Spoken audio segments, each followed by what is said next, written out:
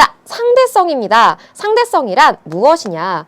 행복은 상대적이다라는 거. 선생님이 아까 계속 첫 번째 얘기했던 거예요. 천국과 지옥에 대한 것은 여러분의 마음에 달려있다는 것은 어떤 사람이든지 어떤 시대든지 그 기준이 고정되어 있는 게 아닐 수 있다. 볼게요. 행복의 기준이 뭐에 따라서? 시대와 지역에 따라 다를 수 있음. 이게 바로 무엇에 대한 얘기? 행복의 상대성에 대한 얘기입니다. 자, 여기 중요한 얘기가 나왔죠? 어느 시대에서 있는지 또는 내가 어떤 지역에 존재하는지에 따라서 그 기준점이 달라진다라고 얘기를 하는데요. 자, 그러면 먼저 시대와 관련된 얘기들을 하나하나씩 좀 정리를 해볼게요. 시대에 따라서 그 행복의 기준이 어떻게 바뀌었을까? 자, 첫 번째. 선사시대에 대한 얘기를 한번 해봅시다. 선생님이 처음에 가져왔던 사진 기억나시죠? 빌렌도르프의 비너스. 자, 비너스 하면 미의 여신이라서 막 이렇게 잘록한 허리에 막 예쁜 균형 잡힌 몸매 이런 거 생각했는데 아니었죠. 막 이렇게 되게 뚱뚱한 몸에 저게 무슨 미의 여신이야? 이렇게 생각할 수 있는 그런 모습이었잖아요. 선사시대의 특징을 생각해보면 그게 조금 더 이해가 갈 수가 있어요. 선사시대는 농사를 짓지 않습니다.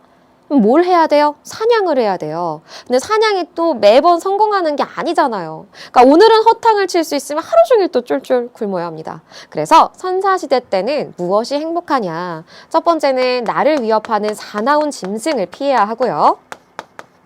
짐승이나 또는 우리 힘으로 어떻게 할 수 없는 자연재해가 있어요.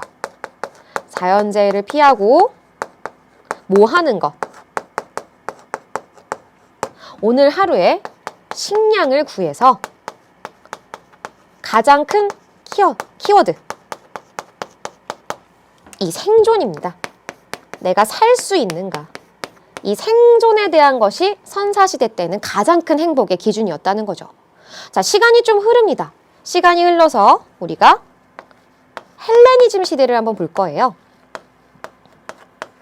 나중에 다시 한번 설명을 할 텐데 여러분, 헬레니즘은 어느 시대냐면 중학교 때 잠깐 사회 시간에 배웠을 거예요. 그리스와 로마 사이에서 굉장히 사회가 혼란스러웠던 그런 시대입니다. 사회가 거대한 유럽이라든지 또는 아래쪽에 있는 나라들이 유럽이라기보단 그리스, 로마 지역이었죠. 나중에 로마가 되는 그 지역, 그리고 이집트, 또 페르시아 지역이 하나로 통합이 돼요. 근데 통합이 되니까 서로 말도 다르고 언어도 다르고 생각도 다른 사람들이 하나로 통합이 되다 보니 굉장히 사회가 혼란스럽고 어떻게 하면 내가 마음 편히 살까? 이런 것들이 주 목적이 되는 경우가 되게 많았어요. 따라서 헬레니즘 시대에 여러 가지 사상가들이 나오는데 보통 지금 복잡한 세상 일에서 벗어나서 진짜 중요한 아까 얘기했죠? 마음의 평화. 내 마음의 평온을 얻는 것이 행복의 기준이다. 그래서 이때 에피쿠로스라든지 스토아학파 같은 하나의 학풍이 나오게 되죠. 자, 그 다음에 우리가 시간을 조금 더 내려서 중세시대로 가볼게요. 자, 유럽의 중세시대는 키워드가 딱 하나 있습니다. 바로 뭐죠? 크리스트교예요. 그래서 항상 신이 나의 모든 삶을 좌우한다고 생각을 했었고 우리는 죄인이라 다 어디로 갈 운명이었다? 지옥으로 갈 운명이었는데 신의 선택을 받아서 무엇이 되는 것? 구원을 받는 것이 그때 당시 행복의 기준이 되었다고 합니다. 따라서 신의 선택으로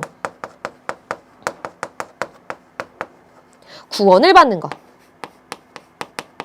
이게 그 시절의 사람들의 목표였죠.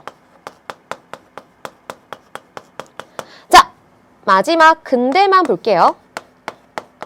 자, 근대에는 유명한 하나의 사건들이 바로 뭐죠? 시민혁명이에요. 자, 시민혁명을 통해 나를 괴롭혔던 왕으로부터 벗어나고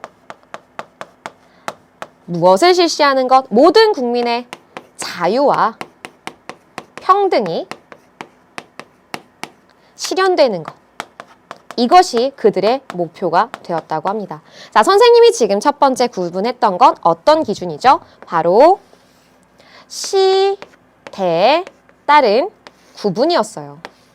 자, 이렇게 시대에 따른 구분도 있었지만 어떤 구분도 있었다고 했죠? 지역에 따라서 또 상대적인 특성들이 나타난다고 했잖아요. 자, 마지막 지역에 따른 것들을 다시 한번 정리를 한번 해볼게요.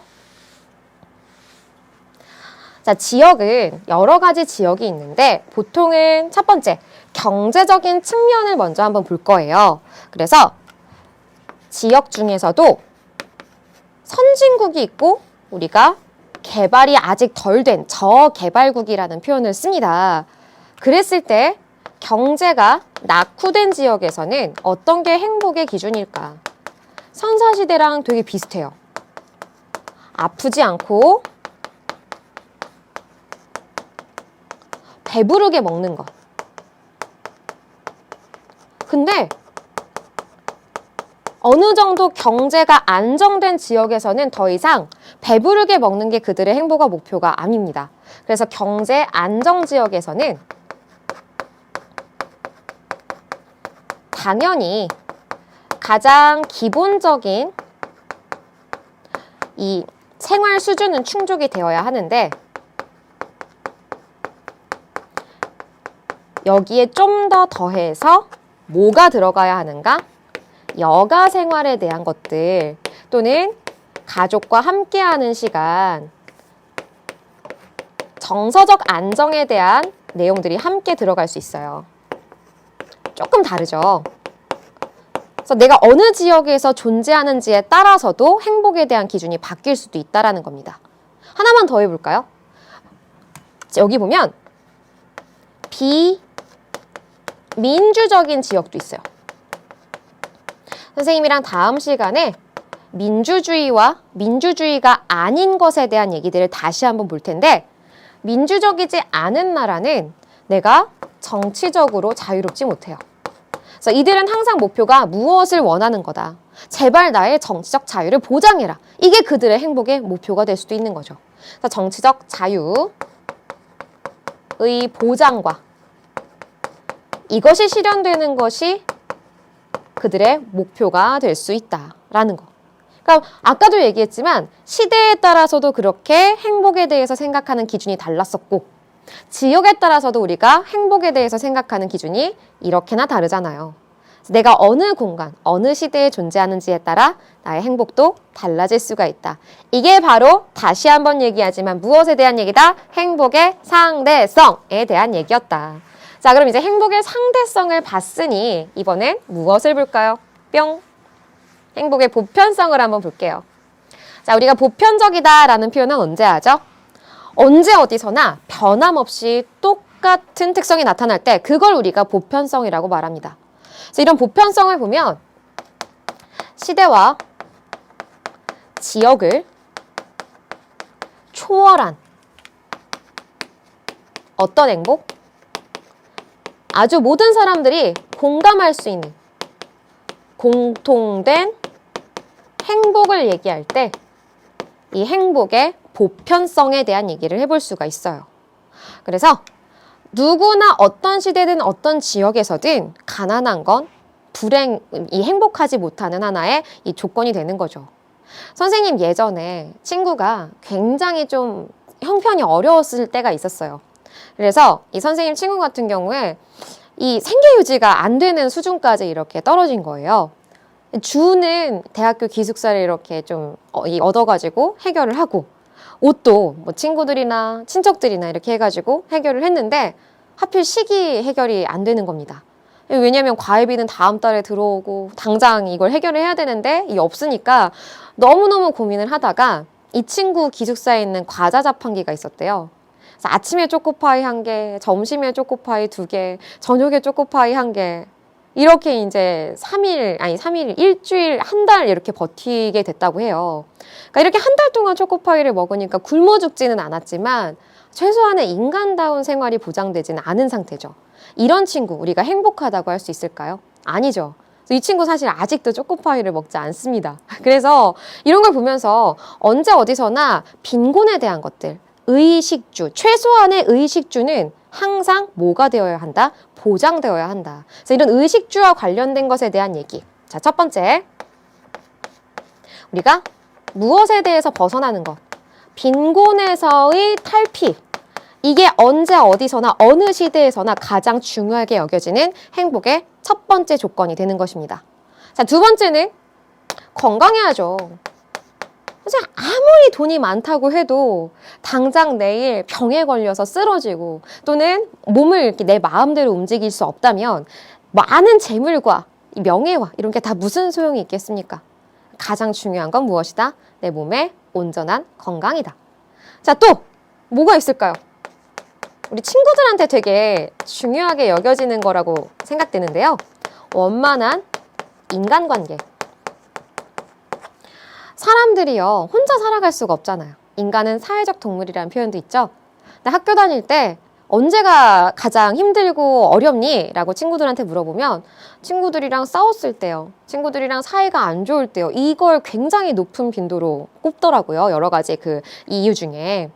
그래서 친구들과 얼마나 원만하게 인간관계를 잘 맺고 살아가는가도 여러분의 중요한 행복의 기준 중에 하나가 될 수도 있다는 점. 이건 어느 시대, 어느 지역에 가든지 똑같이 나타날 수 있는 행복 기준의 보편성이었다. 자, 이제 여러분 상대성과 보편성이라는 개념 조금 이해가 가시나요? 자, 그래서 각각 시대와 지역에 따른 상대성도 정리해 두시고 보편성으로 나타날 수 있는 어떤 예시들이 있는지까지 정리해 놓으면 여러분 서술형까지 완벽하게 정리할 수 있을 것 같아요. 자, 다음 볼게요. 이 행복지수라는 표현이 있습니다. 자, 행복지수는요. 우리가 행복에 대해서 어떻게 느낄 수 있을까에 대한 하나의 척도예요. 그래서 행복지수가 높다, 낮다를 가지고 이 사회가 행복한 나라다, 행복하지 못한 나라다를 객관적으로 좀 판단할 수 있도록 만들어진 하나의 수치입니다. 자, 그럼 행복지수 첫 번째 국제연합에서 만들어낸 행복지수에 대한 얘기를 한번 해볼게요. 1인당 국내 총생산을 가지고 행복을 측정하는데 우리가 그 지표로 삼는다고 해요. 왜? 아까도 얘기했지만 아무리 마음의 평화가 오더라도 내가 배가 고프면 어때요? 이 여러 가지 행복을 누릴 수 있는 게 쉽지가 않죠. 그러니까 가장 기본적인 의식주를 충족시키기 위해선 안정적인 소득도 필요하다. 이런 얘기도 있잖아요. 배가 고프면 선비도 3일을 굶잖아요. 남의 집 담장을 넘는다 이런 얘기가 있어요.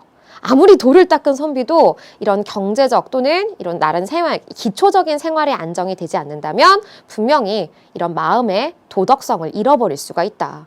따라서 우리는 이렇게 국내 총생산이라는 소득에 대한 지표도 행복의 기준으로 측정할 수가 있고요. 또 기대 수명, 내가 얼만큼 오래 살 수 있을까? 여러분 짧게 살고 싶으세요? 아니면 여러분 수명을 다하고 길게 살고 싶으세요? 보통은 후자가 훨씬 더 많죠. 그래서 기대 수명이 길수록 이 나라의 행복도도 올라간다라는 표현도 있습니다. 사회적인 지원 또는 부패에 대해서 부패가 적을수록 행복 지수는 올라가고요. 선택의 자유 그리고 관대함 등등. 재미있는 건 자, 1인당 국내 총생산, 기대 수명이라든지 이런 것들은 누가 봐도 똑같이 인정할 수 있는 객관적인 지표예요. 근데 사회적 지원도 어느 정도는 객관적인 지표라고 해볼 수가 있겠죠. 내 부패에 대한 인식이라든지 내 선택에 대한 자유라든지 관대함 같은 경우에는 사람마다 그 측정 수치의 이 정도가 다를 수가 있어요. 그래서 이런 경우는 주관적인 성향도 수치로 나타낼 수가 있다. 그러니까 여러분 조심하셔야 돼요. 선생님, 행복을 어떻게 숫자로 표현하나요? 할 수 있습니다. 이러한 객관적인 지표를 숫자로 바꿔서도 측정을 하고요. 심지어 여러분의 감정적인 것도 여러분 설문조사 해봤죠? 설문조사할 때 얼마만큼 만족하십니까? 라는 표현에 0부터 10까지 대답할 수 있잖아요. 아주 만족하면 10, 나 만족 안 해, 그럼 0. 그럼 그 가운데면 5. 이런 식으로 표현을 해서 행복을 수치화시키는 것들이 바로 무엇이다? 행복지수다. 자, 그래서 분명히 행복지수 안에는 주관적인 부분과 객관적인 부분이 함께 들어가 있다. 기억해 주시고요. 자, 두 번째, 보다 나은 삶지수라고 해서 경제협력개발기구에서 개발한 행복지수가 있어요. 주거, 소득, 직업, 공동체, 교육, 환경, 시민 참여, 건강, 삶의 만족, 안정, 일과 삶의 균형 등등등 이런 지표를 통해 측정을 할 수가 있고요. 자, 영국 신경제재단에서 만든 행복지수에 밑줄 한번 쳐봅시다. 생태 발자국이라는 게 하나 들어있습니다. 생태 발자국이 무엇일까요? 여러분, 생태 발자국 앞으로 환경 측면에서 굉장히 많이 나오는 단어일 텐데요. 우리가 어떤 사람이 살아가면서 자연에게 영향을 끼치고 뭔가 어떠한 영향을 남겼을 때 그때마다 토지의 면적으로 이걸 환산한 수치를 생태 발자국이라고 해요. 이 발자국이 많이 찍히면 찍힐수록 우리가 자연에 좀 많은 영향을 미치고 있다는 거죠. 영향이 좋은 영향이었으면 좋겠지만 보통은 개발로 인해 환경 오염으로 나타나는 것들을 말하기 때문에 이 생태 발자국을 통해 얼마나 깨끗한 환경에서 살 수 있는지에 대한 얘기들을 확인해 볼 수 있다. 가끔은 이렇게 단답형으로 나오는 문제에서도 자주 나오는 단어니까 꼭 정리해 보시고요. 다음. 자, 행복지수를 좀 더 자세하게 한번 볼게요. 국제연합에서 이렇게 삶의 만족도 평가 이런 것들 통해서 봤고요. UN 개발 계획에서 인간 개발 지수라는 또 다른 행복 지수를 측정하는 것들 이렇게 평균 수명이라든지 교육의 정도라든지 기타 등등등 다양한 수치들로 우리가 측정을 할 수가 있다. 자, OECD에서도 마찬가지로 보다 나은 삶 지수라는 것을 통해 행복을 측정하게 되고요. 그래서 굉장히 주관적인 것도 보고 객관적인 것도 봐서 함께 균형 있게 측정을 할 수가 있다는 점 기억해 주세요. 자, 유럽연합에서도 삶의 질 지표를 측정을 하고요. 부탄에서도 국민 총 행복 지수를 측정하는데 부탄 같은 경우에 경제적으로 그렇게 여유가 있는 나라는 아닌데도 불구하고 행복 지수가 굉장히 높대요. 그런 건 왜일까? 바로 이 심리적인 이 웰빙. 그러니까 내가 돈이 많은 것보다는 얼마나 내가 삶에 만족하고 살까? 행복한 삶을 사는데 얼마나 도움이 될까? 그런 부분들을 좀 측정을 한다고 합니다. 자, 그래서 이렇게 다양한 행복지수의 이 지표들이 있다는 거 까먹지 마시고요. 자, 그 다음 영국 신경제재단 행복지수 아까 봤죠? 통계청 통계개발원에서도 이렇게 똑같이 여러 가지 주관적, 객관적 모든 것들을 고려해서 행복지수를 측정한다는 점 확인해 주시고요. 네, 선생님이 한 가지만 더 얘기를 해보고 싶은데요. 우리가 1인당 국내 총생산이라는 개념이 하나 있어요. 그래서 1인당 국내 총생산을 가지고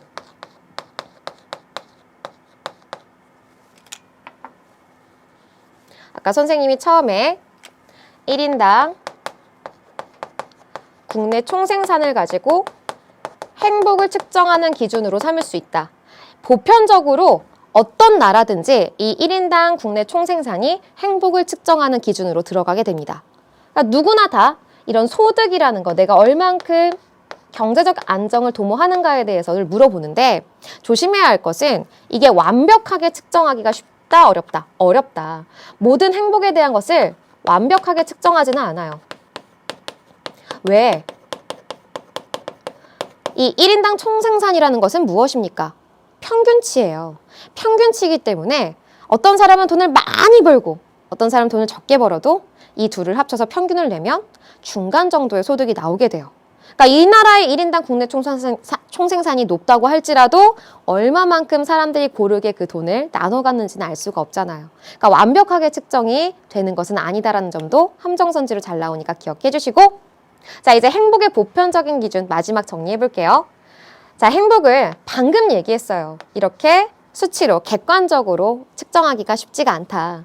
쉽지가 않기 때문에 우리가 분명히 완벽한 측정은 어려우나 그래도 언제든지 모든 시대와 사회에 공통적으로 적용되는 기준들이 있다. 아까 얘기했던 어느 정도의 기초적인 생활 수준과 또 빈곤으로부터 벗어나는 것 또는 내 생명에 대한 것들 또 주변 사람들과 얼마나 원만한 관계를 가지고 있는가 이런 것들은 누구나 다 똑같이 인정할 수 있는 행복의 기준이다.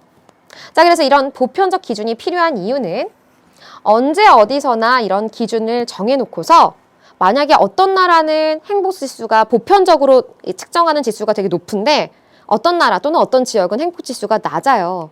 그렇다는 것은 객관적으로 어느 시대에나 적용되는 그런 가장 기초적인 것이 현재 실시되지 않고 있다는 걸 얘기하는 거예요. 그럼 분명히 그 나라는 상대적으로 좀 더 박탈감을 느낄 수도 있는 곳이기 때문에 분명히 이걸 해결하기 위해서 대책 마련이 필요하다는 것도 이 행복지수를 통해 확인할 수가 있습니다. 자, 그래서 행복지수 어떻게 우리가 활용하는지에 대해서 정리해봤고요. 자, 다음 볼게요. 자, 이제 우리가 행복의 의미에 대한 얘기들을 좀 정리해볼게요. 행복이란 무엇일까에 대해서 얘기를 할 텐데 첫 번째, 행복이란 우리가 행복이라고 생각했을 때에는 그 행복은 모든 여러 가지 물질적인 조건들이 있어요. 근데 단순하게 이런 물질적인 조건들의 집합이 아닌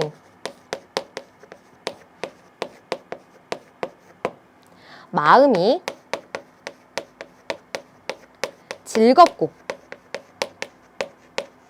만족스러운 상태, 이런 걸 우리가 행복이라고 말하죠. 그래서 이 얘기를 하기 전에 선생님이 헬렌 켈러 혹시 알고 있나요? 삼중고를 겪었다고 하죠. 눈도 보이지 않고 귀도 들리지 않고 말도 하기 힘들었던 이 헬렌 켈러가요, 나중에는 모든 사람들에게 행복을 전하는 그 강연사로 나섰다는 점 믿어지시나요? 여러분, 헬렌 켈러 위인전 많이 읽어봤을 거예요. 그때 어떤 강연에서 이런 얘기를 했다고 합니다. 만약에 우리가 행복의 한쪽 문이 닫혔을 때가 있어요. 문이 닫히면 행복이 들어오지 못하겠죠. 마음이 힘들고 불안하고 불행해요. 이런 감정을 느낄 때 반드시 기억하세요. 한쪽 문이 닫히면 반드시 행복은 다른 쪽 문을 열어준다는 거예요. 근데 우리는 그 닫힌 문 쪽만을 바라보고 어떻게 행복의 문이 닫혔어, 너무 속상하기만 한다고 하는데, 반드시 다른 쪽에 열린 쪽 문이 있으니까 걱정하지 말고 또 다른 행복을 찾아 나서보자 라는 얘기를 했거든요. 그러니까 행복이라는 거 계속 얘기하지만 굉장히 나의 주관적인 것도 많이 영향을 줄 수 있다는 걸 꼭 기억을 하셔야 됩니다. 그래서요, 이 행복에 대해서 얘기를 했을 때 이걸 좀 구분해 볼게요. 이 행복에는 정신적인 행복이 있고요, 물질적인 행복이 있습니다.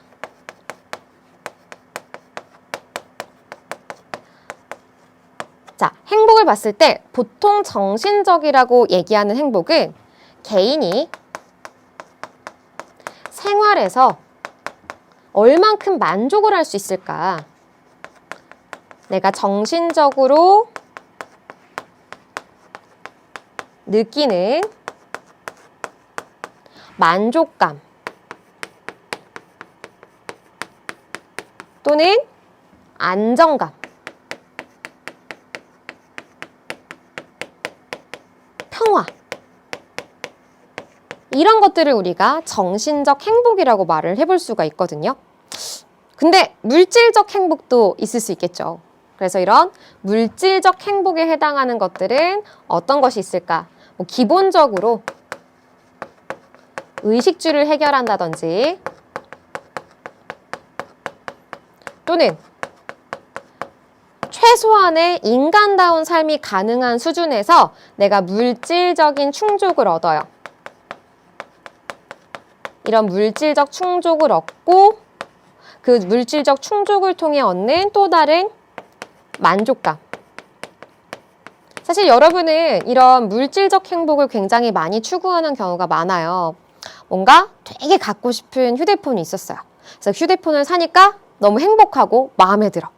또는 내가 어떤 예쁜 옷을 사고 싶었는데 그 옷을 진짜 내 손에 넣었어요. 그럼 만족해.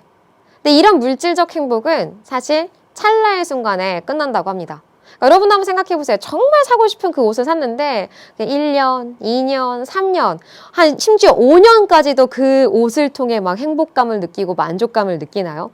만약에 이게 느껴진다면 진짜 대단한 사람들인데요. 보통은 그렇지 않다고 합니다. 근데 또 이 정신적 행복은 좀 다르다고 해요. 정신적 행복은 물질적 행복에 비해 뭐가 굉장히 높다? 이거 꼭 기억하세요. 굉장히 지속성이 높은 행복이라고 얘기를 합니다. 이제 우리가 뒤에서 무엇을 알아볼 거냐면 앞으로 사상가들을 좀 볼 텐데요. 그 사상가들이 무엇에 대해서 행복이라고 얘기하는지 그 행복의 기준에 대한 것들을 사상가별로 알아볼 거예요. 그래서 이번 시간에서 끝나는 게 아니라 다음 시간에도 같이 연결해서 도대체 사상가들은 어떤 게 진정한 행복일까라고 얘기했던 것들을 하나하나 분석할 거고, 시험에서도 특히 이런 사상가들에 대한 얘기가 많이 나온다. 자, 그럼 첫 번째로 볼 사상가가 누굴까요? 아리스토텔레스입니다. 자, 아리스토텔레스 어느 시대의 사람이었죠?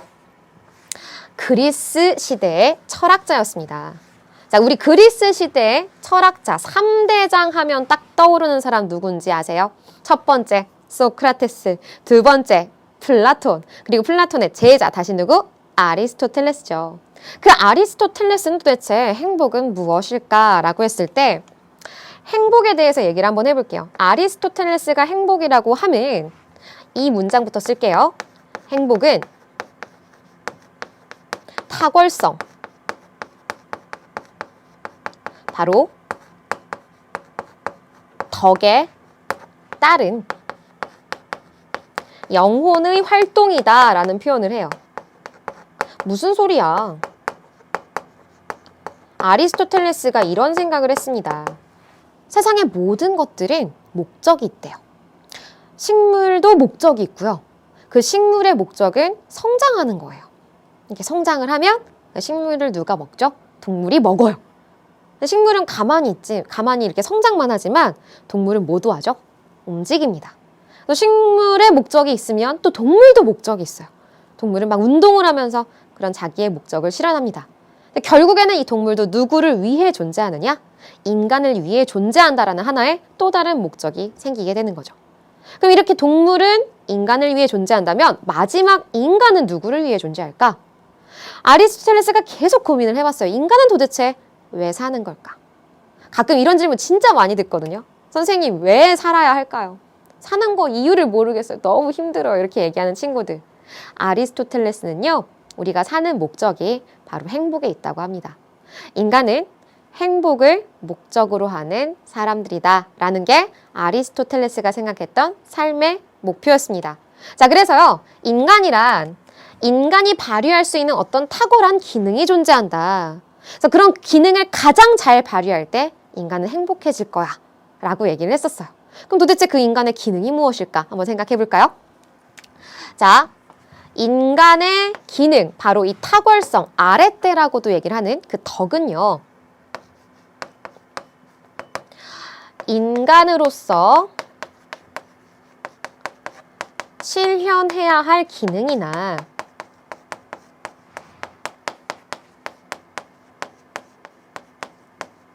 뭐를 잘, 본성을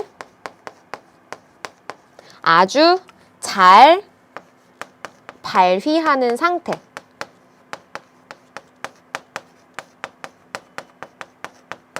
이걸 우리가 이제 덕이라고 얘기를 합니다. 그래서 인간이 자기의 덕을 가장 잘 발휘할 때 어떻게 행복해져 라고 얘기를 하는 거죠. 그래서 이 덕이라는 표현은 아리스토텔레스만 얘기한 건 아니었고요. 소크라테스, 플라톤, 아리스토텔레스 모두 다 이 덕을 발휘를 해야 여러분이 행복해질 수 있어 라고 얘기를 합니다. 근데요, 이 덕이라는 것은 막 뿅 하고 나 덕 타고났어, 알아서 막 선천적으로 움직이는 그런 본능적인 건 또 아니라고 해요. 그럼 어떻게 하면 내가 행복해질까에 대한 얘기를 할 텐데요. 자, 우선은 그리스 시대의 모든 철학자들이 강조했던 이 덕을 알기 위해서 뭐가 필요하다? 깨달음이 필요해요. 이 올바른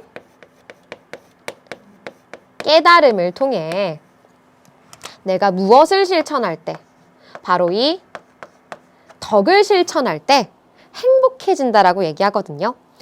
이 덕을 실천하면 곧 내가 어떻게 된다? 그때 진정으로 내가 행복해질 거야. 이게 행복의 하나의 도식이었어요. 그럼 내가 이런 올바른 깨달음을 알려면 지혜를 얻어야 되겠죠. 그래서 지혜와 알을 통해 덕을 행하고, 덕을 행하면 행복해집니다 라고 하는 지덕복, 합일설에 대한 얘기도 하게 되는 거죠. 근데 이제 조심해야 할 것은, 우리가 조금 더 앞에서 봤던 소크라테스나 플라톤 같은 경우에는 알면 바로 다 행한대요. 그래서 이제 지행합일이라는 표현을 씁니다. 근데 아리스토텔레스는 여러분을 정확하게 파악하고 있어요. 여러분 공부해야 되는 거 알죠? 숙제해야 되는 거 알아요. 인강도 듣고 열심히 공부해야 되는 거 아는데 공부 열심히 해요, 안 해요? 안 할 수도 있잖아요. 물론 선생님이랑 이렇게 공부하고 있는 친구들은 정말 열심히 잘하는 친구들인데 아닌 친구들도 있고, 아 배고프다, 먹고 하자, 배고프다, 또 이제 먹고 하니까 또 졸리다, 자고 하자, 이렇게 내가 그냥 안다고 해서 바로 행함이 이루어지는 게 또 아니라고 합니다. 그래서 반드시 내가 이 행함을 실천하기 위해서는 열심히 노력하는 습관이 필요하다라고 얘기했던 게 아리스토텔레스가 얘기했던 거였어요. 그래서 아는 것에서 그치지 말고 열심히 노력해서 행해야 한다까지 얘기하면 아리스토텔레스가 얘기했던 행복에 대한 얘기가 마무리가 되겠죠. 자, 그래서 우리가 하나만 더 얘기를 해볼게요. 아리스토텔레스 같은 경우에는 항상 내가 어떤 행복을 달성하기 위해서는 분명히 지적인 덕도 필요하다. 그리고 이 지적인 덕을 실천하기 위해 도덕적인 덕도 함께 필요하다라는 점을 절대 잊지 말아라 라고 얘기했던 게 아리스토텔레스였어요. 그래서 항상 내가 실천하고 이걸 시행하기 위해서 그 의지를 달성하기 위해서 먼저 공부는 해야 되겠죠. 이 행동이 옳은 거야 잘못된 거야를 구분하기 위해서 분명히 이 실천하기 위한 지혜가 필요해요. 내가 뭐가 옳은지 그른지를 배우고 나서 열심히 습관화하면 이게 굳어져서 뭐가 될 수 있다? 나의 하나의 인간다움을 실행하는 습관, 인간다움을 실행하는 덕이 될 수 있다는 거예요. 여러분, 항상 공부를 할 때요. 사실 밑도 끝도 없이 갑자기 공부를 안 하다가 하려고 하면 되게 힘들어요. 근데 선생님이랑 이거 하나만 약속해 볼까요? 진짜 너무 길긴 하지만 딱 한 달만 선생님이랑 같은 시간을 정해놓고 이 시간에 나를 만나보는 거예요. 그러면 이게 한 달 정도가 계속 반복이 되면 어느 정도 내 몸에서 습관처럼 배어나오게 되고요. 이게 최장 3개월까지 유지가 되면 아예 나의 행동의 패턴으로 굳어지게 된다고 합니다. 그래서 우리가 하나의 습관을 정확하게 굳히기 위해서는 3개월 정도의 시간이 꼭 필요하다라는 것.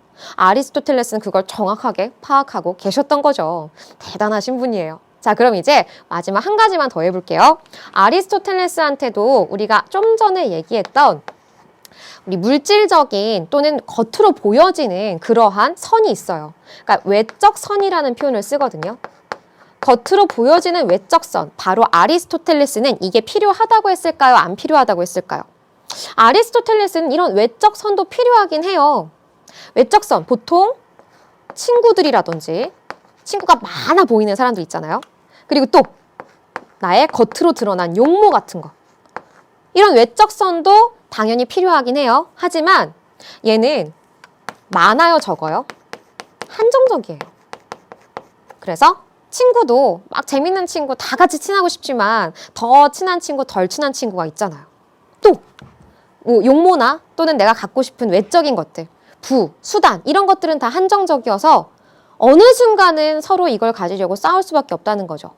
근데 이 외적 선과 함께 내 내면의 선, 이 내적 선 같은 경우에는 아까 얘기했던 선생님이 첫 번째 얘기했던 지적인 덕과 도덕적인 덕으로서 내 정신적인 덕을 함양하면 이게 나에서 끝나는 게 아니라 내 주변 사람들에게도 이런 덕을 실천하고 그들에게도 선을 전파하면서 점점 확장이 된대요. 얘는 나만 가질 수 있지만 이 내적 선은 우리가 함께 뭐 할 수 있다? 공유할 수 있다. 그래서 공유가 가능한 우리는 항상 무엇을 더 열심히 추구해야 한다. 이 내적 선을 더 열심히 추구해야지 정말로 인간다운 삶, 행복한 삶을 살 수 있어요 라고 얘기하는 게 누구의 얘기였다? 아리스토텔레스 할아버지의 얘기였습니다. 자, 그래서요, 이렇게 전체적으로 아리스토텔레스가 무엇에 대해서, 우리 행복에 대해서 얘기를 했는지를 정리를 했고요. 자, 우리가 이제 다시 돌아와서 행복에 대한 얘기들을 마지막으로 한 번 더 생각을 해볼게요.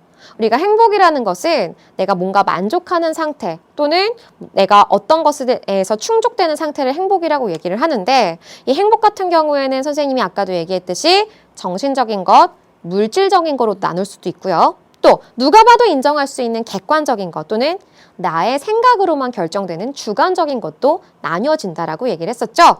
자, 그래서 이렇게 각각의 행복의 기준과 이걸 측정하는 행복 지수에 대해서 이번 시간에 배워봤고, 뒤에 마지막 아리스토텔레스가 얘기했던 이 아리스토텔레스 사상가가 얘기했던 행복이 무엇이었는지 정의 하나둘씩 기억을 해보시면서 다음 시간에는 우리가 무엇을 연결해서 볼 것이냐, 바로 에피쿠로스 그리고 나머지 서양의 사상가 그리고 우리 동양의 각각의 사상에 대해서 행복에 대해서 어떻게 분석했는지를 좀 더 자세히 볼 거예요. 그리고 또 행복에 대한 여러 가지 그 기준이 뭐가 충족되어 있을지 정리 한번 해볼게요. 듣느라 정말 고생 많았고요. 우리 다음 강의에서 또 만나요. 안녕!